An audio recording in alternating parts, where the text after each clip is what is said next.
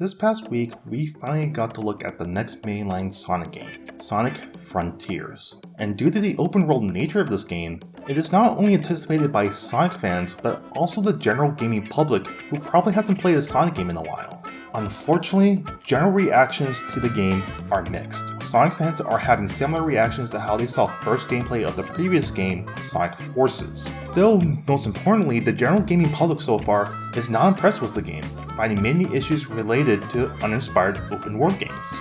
I, like many others, am mixed with what was shown. The general unpolished nature of the game, the amount of similarities of movement and momentum to Sonic Forces, and enemies feeling like health sponges are just some of the issues I have. Though, at the same time, I do think the general world looks interesting. The amount of smaller things you can do like the puzzles look fun, and the general flow of combat looks interesting.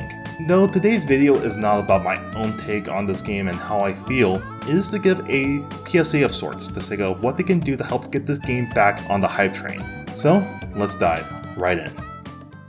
Ever since the announcement of the game back in the Sonic Central stream, Sega has constantly said a lot of words to get people hyped for this game.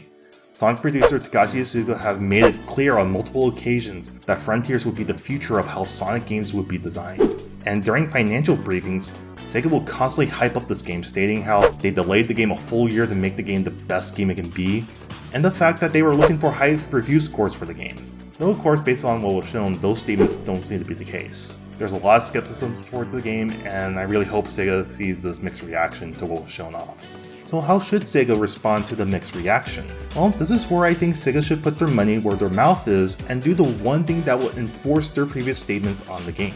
That is to release a demo of this game for the public to download, not just a demo that will last up to 10 minutes like the Forces demo. No, none of that. At least a full hour demo to let people try the game and see if this is up to the quality that Sega claims it to be at. Plus, allow people a way to give their feedback on this game so the game can be further polished. Akin to how Square Enix has done for games like Octopath Traveler, Bravely Default 2, and Triangle Strategy. A lot of large people within the Sonic community want this to happen, which is kind of just the reason why I've made this video, and for good reason. At this point in time, there is no trust within Sonic Team, and what was shown only exposed that level of distrust between fans and developers of the game. So, as a way to quell the worries of many people who want the Blue Blur to succeed, it must be considered having a way for fans to give their direct input and feedback on the game. If the feedback is not feasible to implement in the amount of time they have to finish the game, then a delay must be considered to implement the feedback from fans and players of the demo. And I really do think that this will come off as beneficial for Sega, not only to regain trust of fans, of course you want to regain that trust, but to get other people interested in the game. And I'll give this example right here. Towards the build-up of Dragon Quest XI's for Nintendo Switch, Square released a demo of the game that was quite beefy. It allowed you to play up to 10 hours of the game, and on top of that, if you wanted to buy this game, you could transfer the save file of the demo over to the full game. This really showed that Square had confidence in this game. They wanted people to try this game out and actually buy the full release, because they wanted to expand that Dragon Quest fanbase.